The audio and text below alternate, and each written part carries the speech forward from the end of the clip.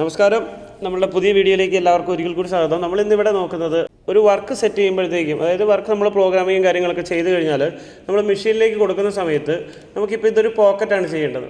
അതായത് നമുക്ക് ഈ ഒരു റോ മെറ്റീരിയൽ നമ്മൾ ഓൾറെഡി ഫിനിഷ് ചെയ്ത് നിന്ന പീസാണ് ഇതിൻ്റെ ഔട്ടർ ബൗണ്ടറി എന്ന് പറയുന്നത്. ഇതിനകത്ത് നമുക്ക് ഈ കാണുന്ന ഒരു 4 ഹോളും അതുപോലെ ഈ ഒരു പോക്കറ്റും ചെയ്യാനുള്ളതാണ്. അപ്പോൾ ഇത് ചെയ്യുന്ന സമയത്ത് നമുക്ക് പാരാമീറ്റേഴ്സ് കാര്യങ്ങളെല്ലാം നമ്മൾ സെറ്റ് ചെയ്തെന്ന് വിചാരിക്കുക. ഇതിൻ്റെ പോക്കറ്റ് ഓപ്ഷനും ഒക്കെ കൊടുത്ത് നമ്മൾ പ്രോഗ്രാം സെറ്റ് ചെയ്തു. പക്ഷേ ഇതിൻ്റെ സിമുലേഷൻ നമ്മൾ ചെക്ക് ചെയ്യുന്ന സമയത്ത് നമുക്ക് ഇമ്പോർട്ടൻ്റ് ആയിട്ട് വേണ്ട ഒരു സംഭവമാണ് സ്റ്റോക്ക് സെറ്റ് ചെയ്യുക എന്നുള്ളത്. നമ്മൾ സ്റ്റോക്ക് സെറ്റ് ചെയ്യുന്നത് എന്തിനാണെന്ന് വെച്ച് കഴിഞ്ഞാൽ, നമ്മൾ മെഷീനിൽ എന്താണോ എടുക്കാൻ പോകുന്ന വർക്ക് അതേ സൈസ് നമുക്കിതിനകത്ത് കാണണം. ആ സൈസ് നമുക്കിതിൽ കിട്ടിയാൽ മാത്രമേ ഉള്ളൂ നമ്മളിതിൽ ടൂൾ പാത്ത് കാര്യങ്ങൾ നമ്മൾ സിമുലേഷൻ ചെക്ക് ചെയ്യുമ്പം കറക്റ്റായിട്ട് എത്ര മെറ്റീരിയൽ റിമൂവ് ആയി പോകുന്നുണ്ട്, അല്ലെങ്കിൽ എത്ര മെറ്റീരിയൽ സ്റ്റോക്ക് ഉണ്ടാവും ഔട്ടറിൽ, ഇതൊക്കെ അറിയണമെന്നുണ്ടെങ്കിൽ നമ്മൾ മെഷീനിൽ നമ്മളുടെ പ്രോഗ്രാം ചെയ്യുന്ന സമയത്ത് തന്നെ നമ്മൾ സിമുലേഷനിലിട്ട് ചെക്ക് ചെയ്യുമ്പം നമ്മൾ സ്റ്റോക്ക് സെറ്റ് ചെയ്യണം. സ്റ്റോക്ക് സെറ്റ് ചെയ്യാതെയാണ് നമ്മൾ ഈ പ്രോഗ്രാം ചെയ്യുന്നതെങ്കിൽ എങ്ങനെയാണെന്നുള്ളത് വരുന്നതെന്നുള്ളത് ഞാൻ കാണിച്ചു തരാം. അതിനുശേഷം നമുക്ക് സ്റ്റോക്ക് സെറ്റ് ചെയ്യുന്നത് എങ്ങനെയാണെന്ന് പഠിക്കാം. ഞാനിപ്പോൾ ഇവിടെ സ്റ്റോക്ക് സെറ്റ് ചെയ്യുന്നതിന് മുമ്പ് നമ്മളിതിൻ്റെ പോക്കറ്റിൻ്റെ നമ്മളിവിടെ മില്ലിങ് എടുക്കുകയാണ്. മില്ലിങ്ങിൽ നമ്മൾ ടൂൾ പാത്ത് പോക്കറ്റ് എന്നുള്ളൊരു ഓപ്ഷൻ ക്ലിക്ക് ചെയ്ത് നമ്മുടെ പോക്കറ്റ് എന്ന് വെച്ചാൽ അത് സെലക്ട് ചെയ്ത് കൊടുക്കുകയാണ്. നമ്മൾ ഓൾറെഡി പോക്കറ്റിൻ്റെ ഇത് ഞാൻ ചെയ്തിട്ടുണ്ട്. ഓൾറെഡി ഇതിൻ്റെ പാരാമീറ്ററും കാര്യങ്ങളൊക്കെ സെറ്റ് ചെയ്ത് നമ്മൾ നേരത്തെ ചെയ്തതാണ്. അതുകൊണ്ട് ഞാനിപ്പം പെട്ടെന്നത് ചെയ്തെടുക്കുകയാണ്. അതിൻ്റെ ലിങ്ക് ഞാൻ വേണമെങ്കിൽ ഇതിൻ്റെ ഇതിൽ കൊടുത്തിരിക്കാം. സ്റ്റാൻഡേർഡ് പോക്കറ്റാണിത് യൂസ് ചെയ്യുന്നത്. നമ്മളിവിടെ പാരലൽ സ്പൈറൽ എന്നുള്ളൊരു ഓപ്ഷൻ കൊടുത്തു. എൻട്രി ഫിനിഷിങ്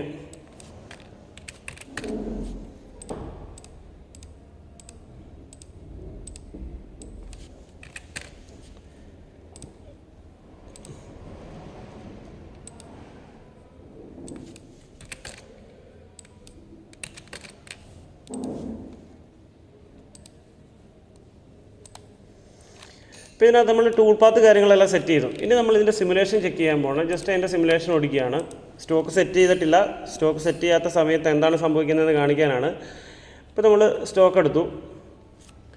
ഇപ്പോൾ നിങ്ങൾ നോക്കിയേ, ഇതിനകത്ത് നമ്മൾ ആ ചെയ്യേണ്ട ഏരിയയിൽ മാത്രം മെറ്റീരിയലാണ് ഇവിടെ വന്നിരിക്കുന്നത്. അല്ലാതെ നമ്മൾ മെഷീനിൽ എടുക്കാൻ പോകുന്ന റോ മെറ്റീരിയലിൻ്റെ സൈസ് ഇതിൻ്റെ സിമുലേഷനിൽ വന്നിട്ടില്ല. ഇത് നമ്മൾ പ്ലേ ചെയ്ത് കഴിഞ്ഞാൽ അതിനകത്തൂടെ കിടന്നുകൂടും. സൈഡ് വാളിലുള്ള മെറ്റീരിയലോ കാര്യങ്ങളോ ഒന്നും നമുക്കിവിടെ വിസിബിൾ ആവില്ല. ഇത് എടുക്കാൻ വേണ്ടിയിട്ടാണ്. ഇതെങ്ങനെയാണ് നമ്മൾ സെറ്റ് ചെയ്യുന്നതെന്നുള്ളതാണ് നമ്മളുടെ ഇന്നത്തെ വീഡിയോ. നമുക്ക് നേരെ വീഡിയോയിൽ സ്റ്റോക്ക് സെറ്റ് ചെയ്യാം. ഇത് ക്ലോസ് ചെയ്യാണ്.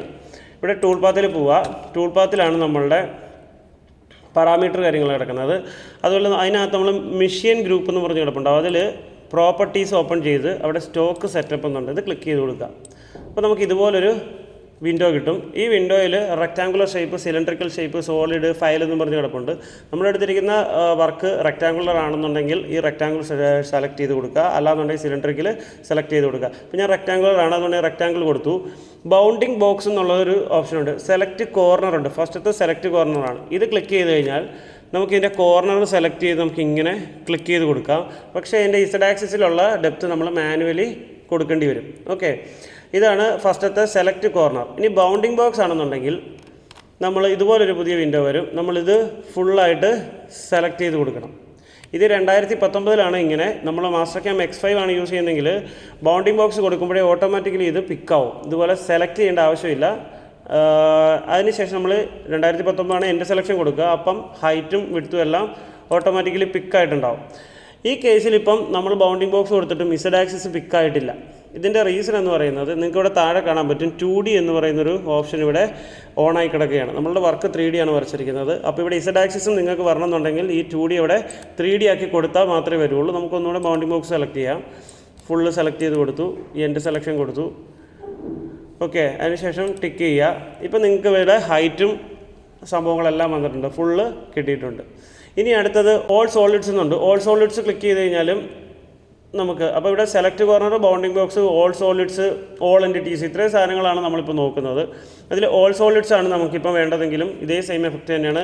ഓൾ സോളിഡ്സ് കൊടുത്തു കഴിഞ്ഞാൽ ബൗണ്ടിങ് ബോക്സിന് ക്ലിക്ക് ചെയ്ത പോലെ സെലക്ഷൻ ഒന്നും വേണ്ട. ജസ്റ്റ് ഓൾ സോളിഡ്സ് ക്ലിക്ക് ചെയ്ത് കഴിഞ്ഞാൽ ഫുള്ള് അതിൻ്റെ ഹൈറ്റും ലെങ്ത്തും എല്ലാം ഓട്ടോമാറ്റിക് പിക്കാവും. അതിന് ഓൾ എൻറ്റിറ്റീസ് കൊടുത്താലും സെയിം എഫക്റ്റ് തന്നെയായിരിക്കും വരിക. ഈ പറഞ്ഞിരിക്കുന്ന ഹൈറ്റും കാര്യങ്ങളൊക്കെ ഇവിടെ വന്നു. ഞാനിപ്പോൾ അൺസെലക്ട് ചെയ്യണമെല്ലാം. ഓൾ എൻറ്റിറ്റീസ് ക്ലിക്ക് ചെയ്തപ്പോഴും ഇപ്പം ഇത് വന്നിരിക്കുന്നത് നിങ്ങൾക്ക് കാണാം. അൺസെലക്ട് കൊടുത്തു. ഓൾ സോളിഡ്സ് ക്ലിക്ക് ചെയ്തപ്പോഴും ഹൈറ്റും കാര്യങ്ങളും ഇവിടെ ചേഞ്ച് ചെയ്ത് വന്നിട്ടുണ്ട്.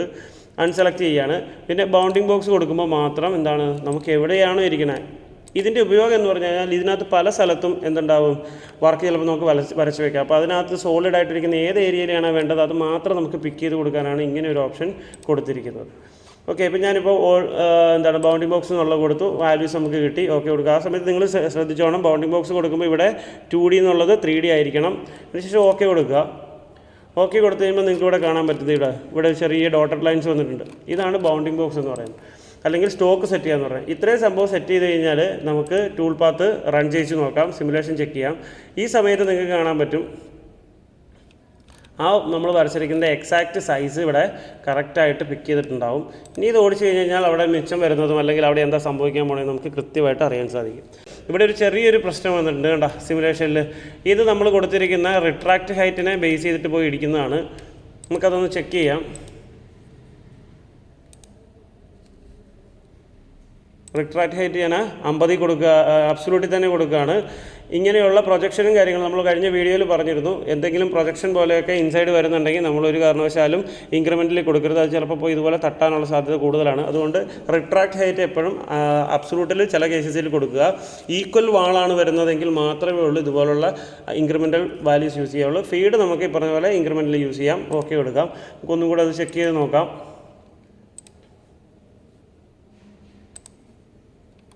ഉണ്ടോ, ഈ കേസിൽ ഇപ്പോൾ അവിടെ തട്ടുന്നില്ല. അപ്പോൾ അത് റിട്രാക്റ്റ് ഹൈറ്റ് അബ്സൊല്യൂട്ടിൽ കൊടുക്കേണ്ടടുത്ത് അബ്സൊല്യൂട്ടിൽ കൊടുക്കുക. ഇൻക്രിമെൻ്റലിൽ കൊടുക്കാൻ പറ്റുന്ന സ്ഥലങ്ങളിൽ മാത്രമേ കൊടുക്കാവുള്ളൂ. ഇല്ലെങ്കിൽ ഇതുപോലെ ആദ്യം കാണിച്ച പോലുള്ള തട്ട് കിട്ടും. ഓക്കെ, അപ്പോൾ ആ ഒരു ഇടി ഒഴിവാക്കാൻ വേണ്ടി നമുക്ക് ഇങ്ങനെ ചെയ്യാം. അപ്പോൾ നിങ്ങൾക്ക് വീഡിയോ ഇഷ്ടപ്പെട്ടെങ്കിൽ ലൈക്ക് ചെയ്യാനും ഷെയർ ചെയ്യാനും മറക്കരുത്. നമുക്ക് പുതിയ വീഡിയോ ആയിട്ട് കാണാം. Thank you so much.